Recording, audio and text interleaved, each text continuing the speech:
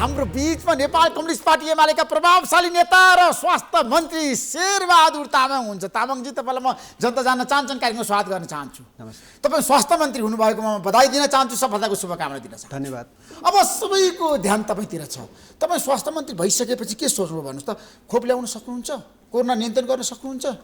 अब यो त कोरोना जुन विश्वव्यापी महामारी हो, अब कोरोनाको खोप सुरु भएको छ र खोप चाहिँ केही सीमित राष्ट्रले मात्र उत्पादन गर्न सकेको छ र सीमित राष्ट्र सीमित कम्पनीहरू र विश्वको जनसङ्ख्याको अनुपातमा उत्पादन धेरै कम छ र खोप उत्पादन गर्ने राष्ट्र स्वयंलाई पनि खोपको अभाव छ।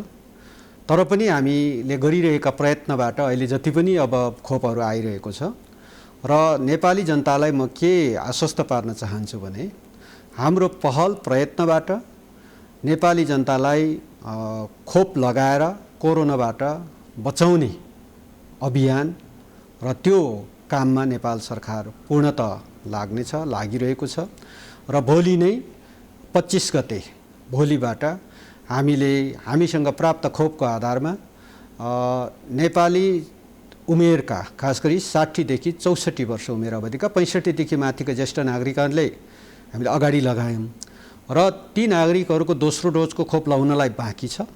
त्यसको प्रयत्न भइरहेको छ र अहिले हामीले 60 देखि 64 वर्षको उमेर अवधिका बीचका नागरिकहरूलाई खोप लगाउने भोलिबाटै हामी सुरु गर्दैछौँ। भोलिबाटै खोप लगाउने? हजुर। तर अरूलाई लाखौं लाख जनतालाई कहिलेबाट लगाउने? हामी लाखौं लाख जनता सबैलाई जनताका प्रश्नहरू त धेरै छन् शेरबहादुर तामाङजी। कोरोनाबाट कोही पनि एकजना पनि मृत्यु हुनु नपरोस्। अहिले जति पनि अब जुन मृत्युवरण गरिरहनु भएको छ उहाँहरूप्रति श्रद्धाञ्जली छ। जो सङ्क्रमित छ उहाँहरूको शीघ्र स्वास्थ्य लाभको कामना र उहाँहरूको राम्रो उपचारको व्यवस्था सरकारले हामीले हर तरहले प्रयत्न गरिरहेका छौँ र निःशुल्क उपचार सरकारी हस्पिटलहरूमा हामीले सुरु गरेका छौँ र यद्यपि कतिपय अन्य हस्पिटलहरूमा जानुभएका साथीहरूले निकै ठुलो वास्तवमा आर्थिक चाहिँ पेमेन्ट गर्नु परिरहेको हामीले सुनेका छौँ। त्यसकारणले आजै मैले त्यसको निर्देशन गरिसकेको छु। अनुगमन गरेर सरकारले तोकिदिएको मूल्यभन्दा बढी लिएको देखिएमा हो त्यो चाहिँ धेरै गुनासो जनताको आएको छ र पहिलो कुरा त आम जनतालाई म भन्न चाहन्छु, सरकारी अस्पतालहरूमा आउनुहोस्।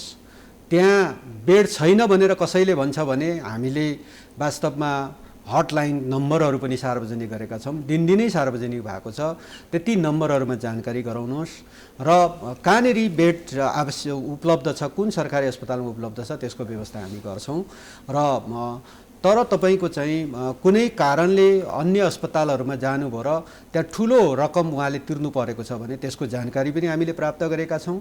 त्यसैले आजै वास्तवमा हामीले एउटा निर्देशन जारी गरिएको छ कि त्यस्तो सबै अनुगमन हुन्छ र त्यसरी अनियमितता देखिएमा भने त्यसको चाहिँ वास्तवमा कानुनी हिसाबले हैन अस्पतालको तपाईँले अनुगमन गर्न सक्नु भएन। निजी अस्पतालले बर्मलुट गरेको छ मन्त्रीज्यू, कसैले कारबाही गर्न सक्नु भएको छैन अहिलेसम्म। अब धेरै बिरामीहरू बताएर भनेका छन्। हैन तपाईँ कहाँ भन्नु भएको छ? हामीलाई दिनमा छ नि 1 लाख रुपैयाँ तिरेको छु, 2 लाख रुपैयाँ तिरेको छु भनेर बिरामीहरूले भनेका छन्।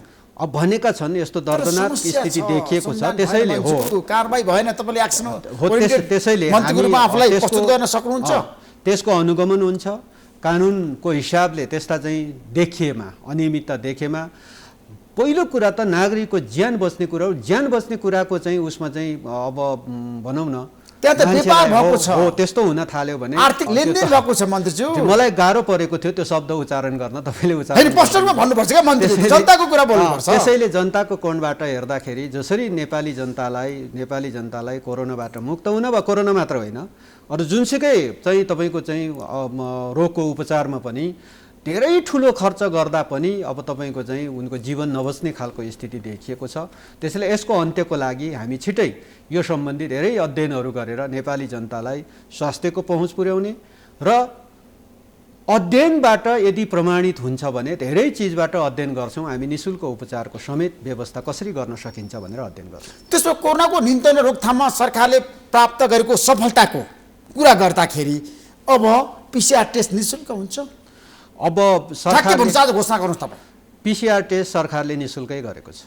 तर निजी अस्पतालमा जानु 2000, 3000, 4000, 5000 दिएको छ। 5000 लिन पाइँदैन। 5000 लिन पाइँदैन। सरकारले 2000 रेट तोकिदिएको छ निजीले गर्छ भने त्यो पनि 2000 त्यहाँ बर्मलुट भएको छ भन्छु। त्योभन्दा बढी निजी अस्पतालले 3000 सम्म लिएको छ, मसँग प्रमाण छ भन्छु। ठिक छ, त्यो प्रमाण छ, कारबाही गर्न सक्नुहुन्छ तपाईँ, म देखाइदिन्छु। त्यो कारबाहीको विषय बन्छ।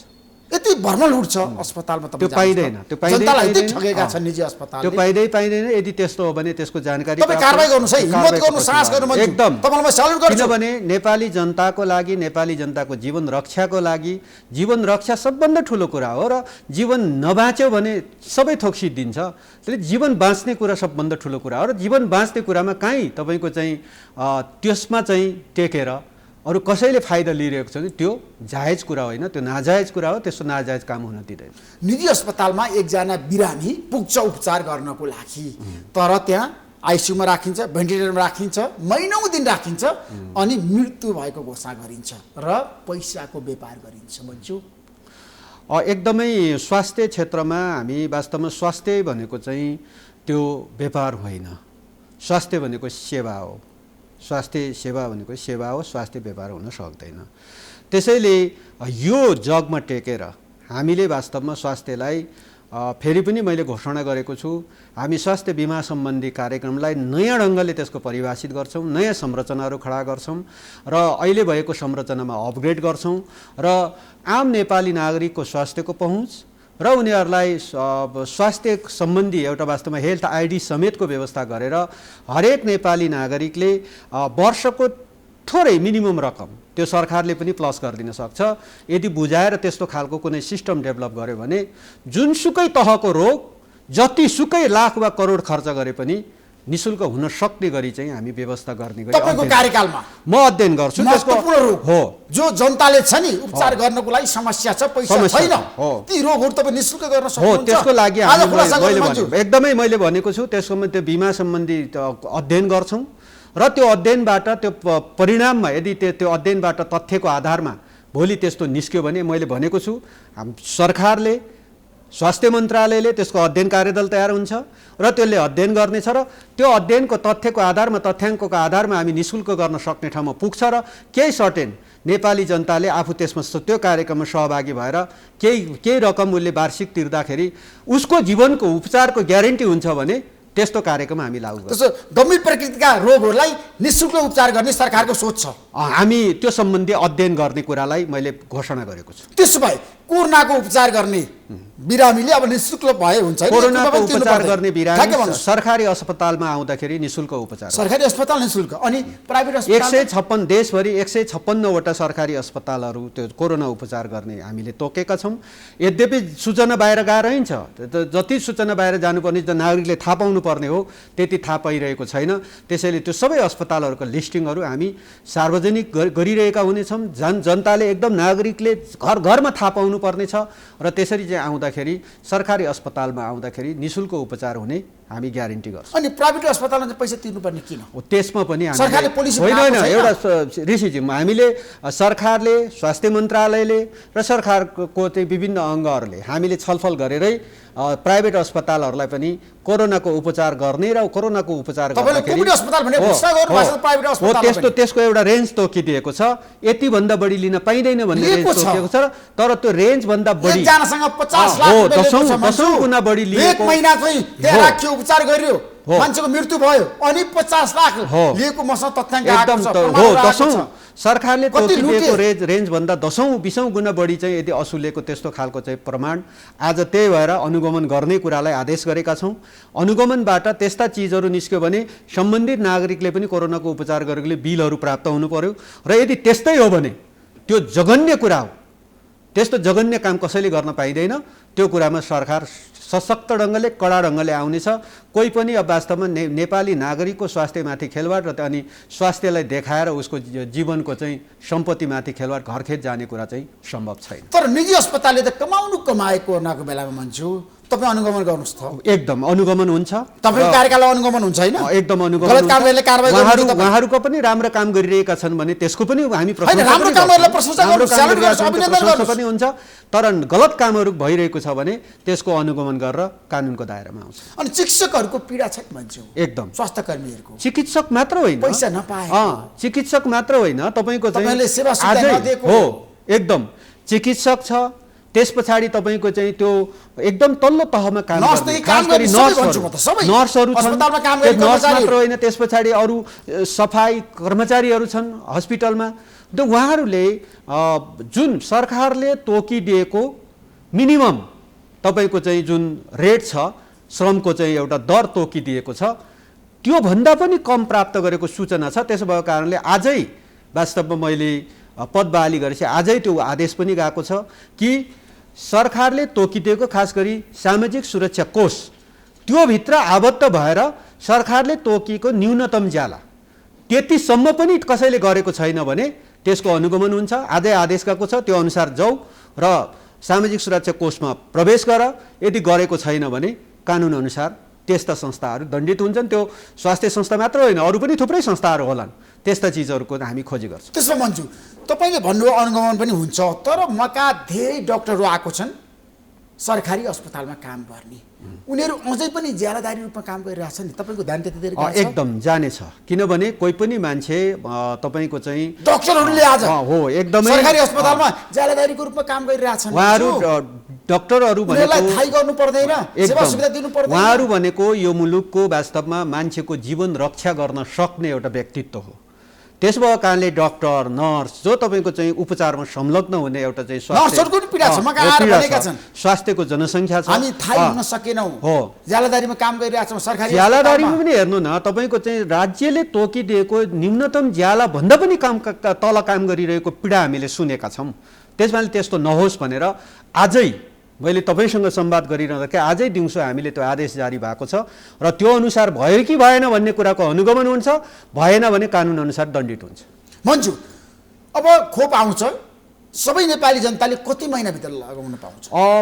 यसरी हाम्रो टार्गेट अब प्रधानमन्त्रीज्यूले अब लगभग कार्तिक अगाडिसम्म नेपाली निर्वाचन अघि लगाउँछु भनेर सबैलाई लगाउँछु भनेर उहाँले गर्नुभएको छ। त्यो अनुसारको प्रयत्न हामी गरिरहेको होइन। हामी सम्भव छ कि छैन भनेर हाइपोथेटिक कुरा नगरौँ, तर हाम्रो अधिकतम प्रयत्न के हुनेछ भने त्योभन्दा अगाडि नै सम्पूर्ण नेपाली जनतालाई खोप लगाउने हाम्रो प्रयत्न हुनेछ र सबै नेपाली जनतालाई म हात जोडेर बिन्ती गर्न चाहन्छु कि ऋषिजी मार्फत, प्राइम टेलिभिजन मार्फत कि राज्यले खोप लिएर आउनेछ, खोप लगाएर तपाईँहरूको जीवन सुरक्षा गर्नेछ, तर त्योभन्दा अगाडि स्वास्थ्य मापदण्ड अपनाएर दूरी कायम गरेर मास्क लगाएर हात धोएर बेला बेलामा चाहिँ तपाईँको चाहिँ हात धोएर आफू सुरक्षित भएर बस्नुहोस्। यति त कमसेकम गरिदिनुहोस्, किनभने कुनै पनि उपचारको तपाईँको चाहिँ स्वास्थ्यको सुरक्षा भनेको चाहिँ त्यो रोग लागेर उपचार गरेपछि सुरक्षा होइन के, पहिल्यै रोग लाग्न नदिनु सबभन्दा सुरक्षा हो। रोग लाग्न दिएन भने तपाईँको खर्च पनि केही भएन। अनि रोग तपाईँको हाम्रो आफ्नै कारणले रोग लाग्छ, रोग लागे पछाडि कुनै हस्पिटलमा गयो 50 लाख मेरो खर्च भयो भनेर गयो त 50 लाख, त्यस्तो हुन सक्छ। त्यस भएको कारणले जीवन पनि गयो, पैसा पनि गयो। त्यसैले रोग लाग्न नदिनु। त्यसैले मैले एकदमै दशौँलाई बिन्ती एकदम छ कि सुरक्षित भएर बस्नुहोस्। अहिले खोप चाहिँ विश्वव्यापी जुन महामारी फैलिरहेको छ, धेरै देशले खोपको प्रयत्न भइरहेका हुन्छन्, पाइपलाइनमा छ, उत्पादक राष्ट्रहरूले धेरै उत्पादन गर्न सकिरहेको छैन, जति माग छ त्यो मागको पूर्ति हुन सकिरहेको छैन। यस्तो बेला केही समय कुर्नुपर्ने हुन्छ र त्यसको लागि आम नागरिकलाई, आम दाजुभाइ दिदीबहिनीहरूलाई म भन्न चाहन्छु सुरक्षित भएर बस्दिनुहोस् र हामी सरकार के ग्यारेन्टी गर्छ भने तपाईँहरूलाई खोप लगाएर, किनभने कोरोना भन्ने चिज आजको भोलि नै हट्ने चिज देखिरहेको छैन। अब तेस्रो भेरिएन्ट आउँछ, चौथो आउँछ, पाँचौँ आउँछ भनिरहेको छ होइन। त्यसो भएको कारणले तपाईँहरू सुरक्षित रहिदिनुहोस् र तपाईँहरूलाई छिट्टै सरकारले खोपको व्यवस्था गरेर सुरक्षित गर्ने कुराको जिम्मेवारी सरकारको हुनेछ। होइन, तपाईँले खरिद गरेर ल्याउने भन्नुभएको छ, भारतलाई तपाईँले किन कन्भिन्स गर्न सक्नु भने दोस्रो डोज कहिलेबाट लगाउनुहुन्छ? धेरैको प्रश्न छ मलाई। एकदम प्रश्न छ धेरैको, होइन 13 लाख मान्छेको, 13 लाख जनताको प्रश्न छ मलाई। ऋषि त मलाई 13 लाख लगाउन पाउँछौँ। हामीले पहिलो डोज चाहिँ जुन हामीले लगाएका थियौँ र अब दोस्रो डोज छिट्टै आउँछ भनेर लगायौँ र अब दोस्रो डोज पहिलो डोजको चाहिँ होइन त्यो इफेक्टिभनेस अन्त्य हुनु अगाडि नै दोस्रो डोज लगाउने कुराको म यहाँ जानकारी गराउन कहाँबाट ल्याउनुहुन्छ तपाईँ? हामी भारतले दिएन भने? होइन, किनभने हाम्रो मित्र राष्ट्र हो, छिमेकी राष्ट्र हो, उहाँहरूले दिनुपर्ने कमिटमेन्ट उहाँहरूले दिनुहुनेछ, किन हामीले पैसा पनि पठाइसकेका छौँ। त्यस भएको कारणले त्यो डोज प्राप्त गर्नेछौँ। र फेरि यो मार्मिक विषय छ, किनभने ज्येष्ठ नागरिकहरूलाई लगाएको पहिलो डोज हो। त्यसो भएले ती ज्येष्ठ नागरिकहरूको जीवन रक्षाको लागि हामीले भनेरै पहिलो डोज हामीले त्यसरी ज्येष्ठ नागरिकहरूलाई लगाएका हौँ। त्यसो भएको कारणले हामीले त्यो डोज प्राप्त गर्नको लागि मोदी र ओलीको बिचमा संवाद हुँदैन, टेलिफोन वार्ता हुँदैन खोपको लागि?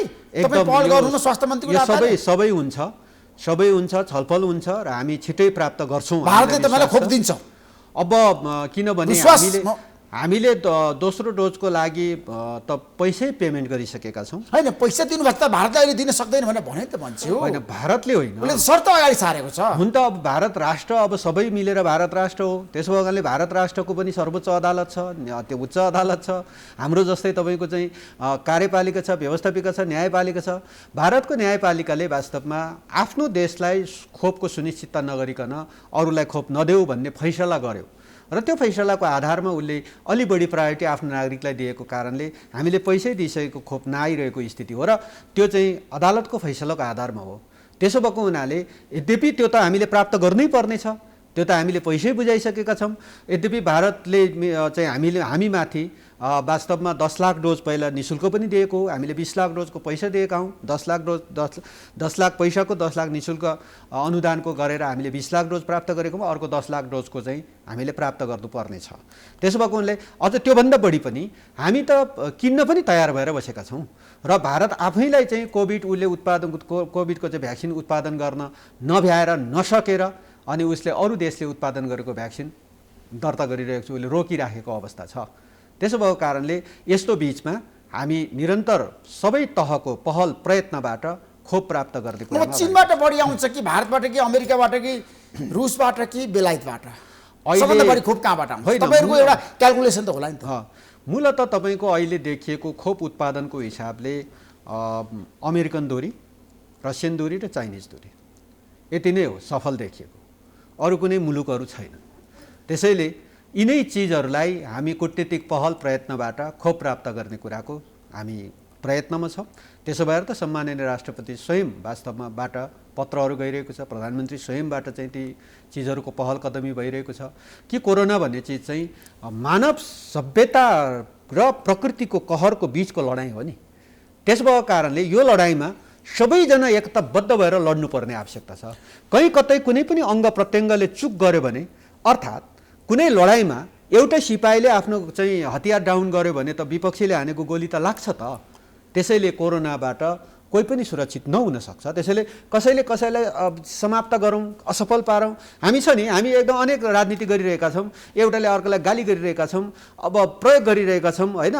सरकारलाई गाली गरिरहेको हुन्छ, कसैले विपक्षी दललाई गाली हुन्छ, विपक्षी दलले सरकारले विपक्षी दल, यो अनेक खालको उसमा छौँ। त्यसैले सबैजना मिलेर यो कहर सबैजना मिल्नुपर्छ त, मिल्न सकेन नि त भन्छु। हाम्रो देशमा दुर्भाग्य छ नि त। जसरी तपाईँ कोरोनाको रोकथाम र नियन्त्रणको कुरा गर्नु भएको छ, तर हाम्रो देशमा छैन, राजनीतिमा पनि कोरोना देखियो नि त। अब नेताहरू पनि अब त्यही त हामी सबभन्दा ठुलो दुर्भाग्य भन्छु। अब यसो त अब ऋषिजी मिलेकै देशमा पनि कोरोना समाप्त नभएको होइन। नेताहरूलाई छ नि जुन सोच चिन्तन छ नि, तपाईँले भन्न सक्नुपर्छ क्या भन्छु।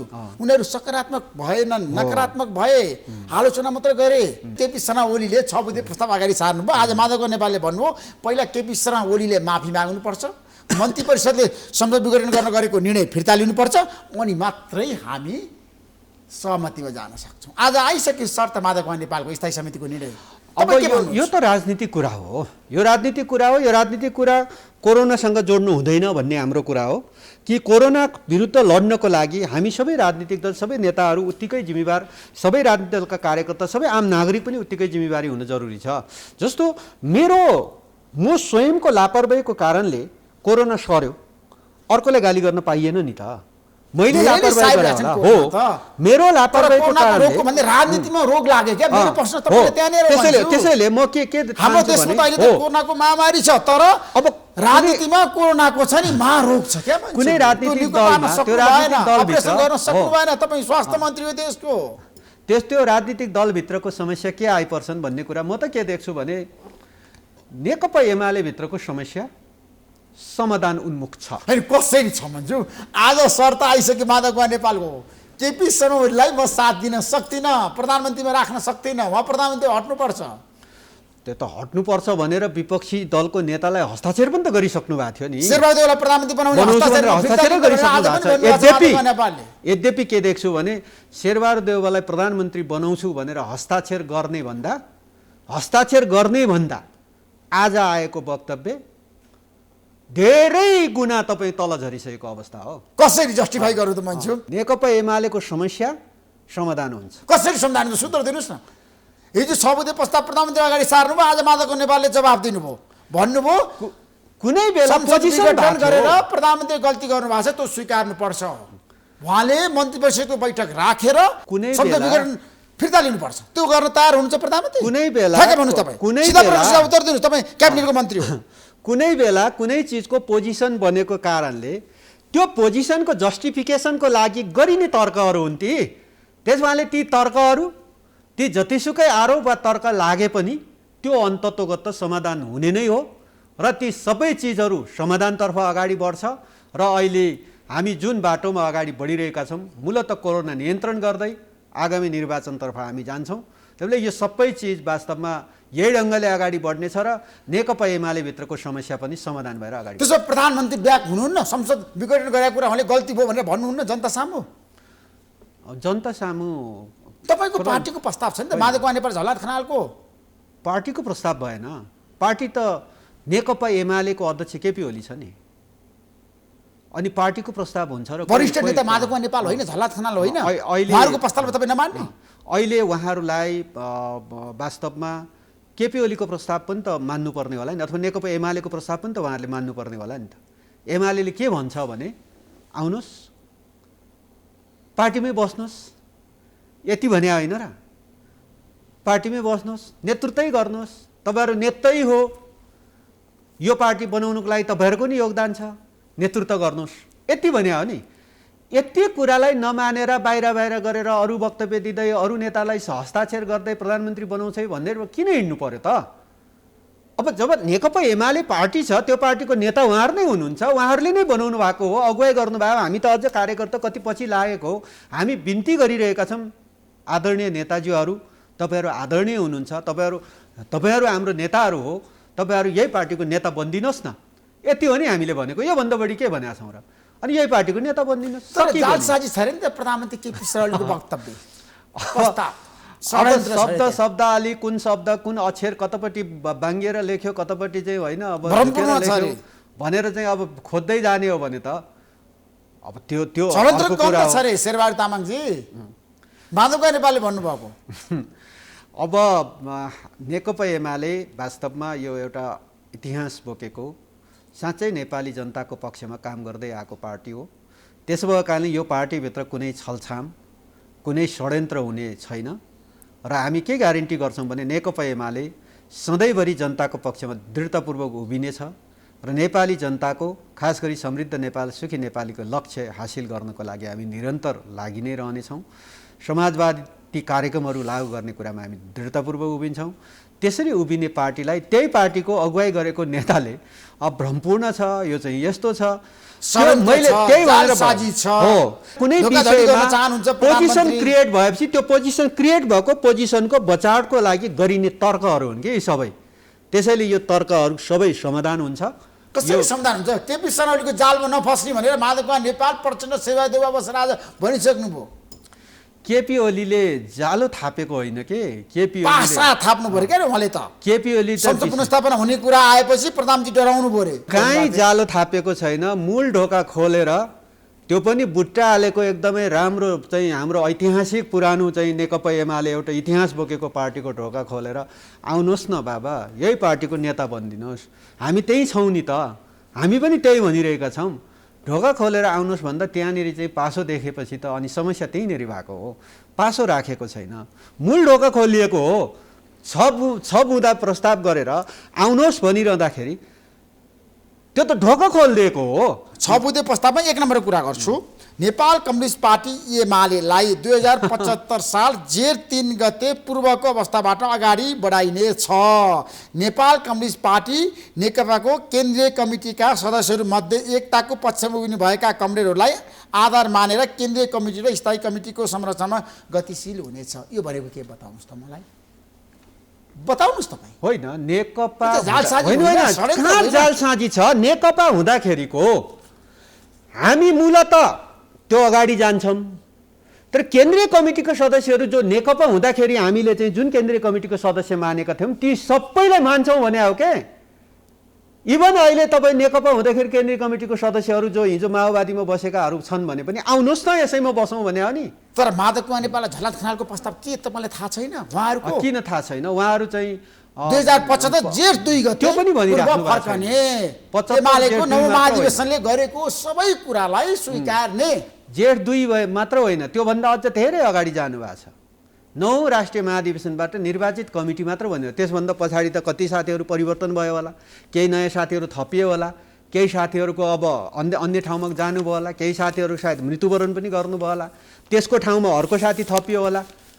त्यसैले यो कस्तो चिज हो भने मन लागेन भने अब तपाईँको चाहिँ यो केस अलिकति बाङ्गो भएछ, यही हो।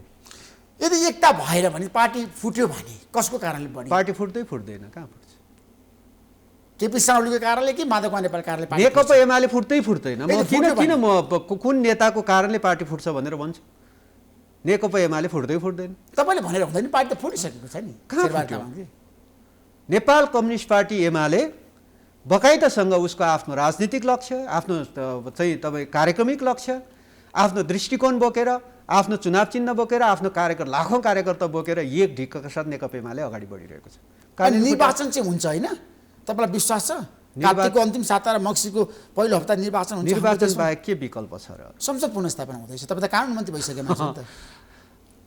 हामीलाई केही फरक पर्दैन। संसद पुनर्स्थापना हुँदा पनि तपाईँलाई केही फरक पर्दैन? ए बाबा, नेपाली जनताले ठ्याक्कै भन्नुहोस् न तपाईँ। नेकपा एमाले प्रतिको जुन सद्भाव र माया राखेको छ नि, यसलाई यो मुलुकको जुनसुकै खालको अन्य निर्णयहरू आएछ भने पनि हामीलाई केही पनि फरक पर्दैन। तपाईँहरू त अल्पमतमा पर्नुहुन्छ, सरकार त जान्छ नि संसद पुनर्स्थापना। के फरक पर्छ त? हामीले फागुन 11 गते संसद पुनर्स्थापना हुँदा ए बाबा अल्पमतमा पारिदिनुहोस् न हामीलाई, कसले मिलेर बहुमत बनाएर सरकार बनाउन आउनुहुन्छ आउनुहोस् भन्दाखेरि अनि सङ्ख्या नपुग्यो भनेर एमालेकै केही मान्छेहरूको हस्ताक्षर लिएर गएर अनि दर्ता गरे होइन? सक्या भए सङ्ख्या पुर्याएको भए हुन्थ्यो नि त। अनि आफू सङ्ख्या पुर्याउन नसक्ने, अनि त्यस पछाडि नेकपा एमाले दोष लाउने, अनि सङ्ख्या पुर्याउन नसके पछाडि राजनीतिक संस्कार, बहुदलीय वास्तवमा दृष्टिकोण र अनि त्यस पछाडि हामीले चाहिँ सम्हाल्दै आएको संसदीय प्रणाली, यो प्रणाली विरुद्ध नै लान्छना लाग्ने गरी अर्को पार्टीको सदस्य लिएर गएर हस्ताक्षर लिएर गएर पेश गर्न मिल्छ? भोलि फेरि अर्को चुनावपछि ससरी उपस्थित हुनुभयो ठिक छ त, हो त। नेपाल झलनाथ खनाल। ओके, तर भोलि फेरि निर्वाचनपछि उहाँकै दलका मान्छेहरू ससरी लिएर अर्को पार्टीले लिएर गयो भने त्यति बेला के भन्नुहुन्छ? केही छ जवाफ उहाँहरूसँग? ल लिएर गयो अर्को पार्टीले, उहाँहरूकै सदस्यहरू ससरी र अर्कोले लिएर अर्कोतिर दाबी गर्न लिएर गयो भने के गर्नुहुन्छ? त्यसैले राजनीतिक संस्कार आज पद पाउन लाग्यो भनेर भुल्नु हुँदैन। त्यसमा संसद पुनर्स्थापना भयो भने फेरि पनि केपी शर्मा ओली नै प्रधानमन्त्री हो त? कहाँबाट अरूले सङ्ख्या पुर्याउँछ त? शेरबहादुर देउवाले पुर्याउन सक्नुहुन्छ नि। कसरी पुर्याउँछ? उहाँसँग त 146 जना छ नि, तपाईँलाई थाहा छैन? उहाँसँग 63 जना छ। विघटित संसदमा उहाँसँग 63 जनाको सङ्ख्या हो। त्यो पनि घटेको छ, त्यो पनि छैन। 1-2 जना अझै पनि त्यहाँ के खोइ कारवाही परेको, खोइ के भएको। त्यसमा संसद पुनर्स्थापना हुँदाखेरि पनि तपाईँहरूलाई फरक पर्दैन? हामी नेपाली जनताको पक्षमा आफ्नो दृष्टिकोण सार्वजनिक गरेर अगाडि बढ्छौँ। हरेक चिजमा हामी प्रष्टताका साथ अगाडि बढ्छौँ, पारदर्शी ढङ्गले अगाडि बढ्छौँ। त्यसो भएको कारणले यस्तो चिजहरू हुँदै गर्छ, राजनीतिक चिजहरू हो। त्यसले हो यस्ता राजनीतिक परिघटनाको कारणले मुलुकको विकासको गतिमा अवरोध आउनु भएन। यस्तो राजनीतिक परिघटनाको कारणले कोरोनाको महामारी विरुद्ध लड्ने कुरामा अवरोध आउनु भएन होइन पुरै यति हो। यस्तो राजनीतिक घटना त घट्दै गर्छ, विगतमा के नघटेको थियो र? तर राजनीतिक घटना घटेको कारणले अनि जनतालाई दोष लगाएर यस्तो भयो उस्तो भयो भन्दै आरोप लाउँदै हिँड्ने खालको परिपाटी चाहिँ गलत छ। तपाईँ त कानुन मन्त्री भइसकेका व्यक्ति, सर्वोच्च अदालतमा संवैधानिक लासलाई लिएर विवाद जारी छ, के गर्नु पर्ला? हामी त्यो सर्वोच्च अदालतको जुन स्वतन्त्र न्यायपालिकाको पक्षमा हामी छौँ। त्यसो भएकाले सर्वोच्च अदालतमा विचाराधीन मुद्दा र सर्वोच्च अदालतभित्रै अब त्यहाँ के बहस हुन्छ त्यसको बारेमा पक्ष विपक्षमा अहिले हाम्रा मतहरू हुने छैन। किनभने त्यो स्वतन्त्र न्यायपालिकाको पक्षमा भएको हुनाले हाम्रो पक्षमा गरिनस् भने अथवा फलानु न्यायाधीश बसिनस् भने फलानु न्यायाधीश हुँदैन, यस्तो भाषा हामी बोल्दैनौँ। हामी के बोल्छौँ तर महान्यायाधीशले बोल्नुभयो फलानु न्यायाधीशले राख्न पाइदैन। सर्वोच्च अदालतको बोलेको तपाईँलाई थाहा छैन? बाहिर आयो नि त हिजो सर्वोच्च अदालतमा झगडा पर्यो। अब सर्वोच्च अदालत मात्र होइन, सिङ्गै न्यायपालिका न्यायालयलाई अब हामी स्वतन्त्र न्यायपालिकाको पक्षमा भएकोले त्यसका फैसला त्यसले गरिने निर्णयहरू त्यहाँ हुने बहसहरूमा हामी राजनीतिक दृष्टिकोण राख्दैनौँ अहिले। किनभने तर महान्यायाधिवक्ताले राख्नुभयो नि त, दुईजना न्यायाधीश बस्न मिल्दैन बेन्च भनेर भन्नुभयो त संवैधानिक लासमा। उहाँ त सरकारको तर्फबाट तपाईँ बहस गर्ने न्यायाधीश हो नि, के अरे वकिल हो नि। सरकारको चाहिँ तपाईँको चाहिँ महान्यायाधिवक्ता भनेको सरकारको मुद्दामा बहस गर्ने, अर्कोले बहस गर्न मिल्छ भने सरकारले आफ्नो बहस गर्न मिलेन, त्यो चाहिँ तपाईँको चाहिँ आनन्द मोहन भट्टराईलाई राख्न पाइँदैन भनेर भन्न मिल्छ? वकालत महान्यायाधिवक्ताले होइन वकालत गर्ने वास्तवमा त्यो स्वतन्त्र उसको हैसियत हुन्छ, त्यो हैसियत प्रदान गरिएको हुन्छ। उसले त्यहाँ राखिएको तर्क वा बहसको कारणले उसलाई कुनै अर्को केही लाग्न पाइँदैन। त्यो चाहिँ तपाईँको एउटा आचार संहिता छ, त्यो आचार संहिताको दायराभित्र बसेर उहाँहरूले गर्ने हो, आफ्नो बहस आफ्नो दलिल राख्ने हो र त्यो दलिललाई बाहिर ल्याएर फेरि अर्को बहसको विषय बनाउन मिल्दैन। Thank you so much Manju, महत्त्वपूर्ण समय दिनुभयो। तपाईँलाई म धेरै धेरै धन्यवाद दिन चाहन्छु। नमस्कार। नमस्ते।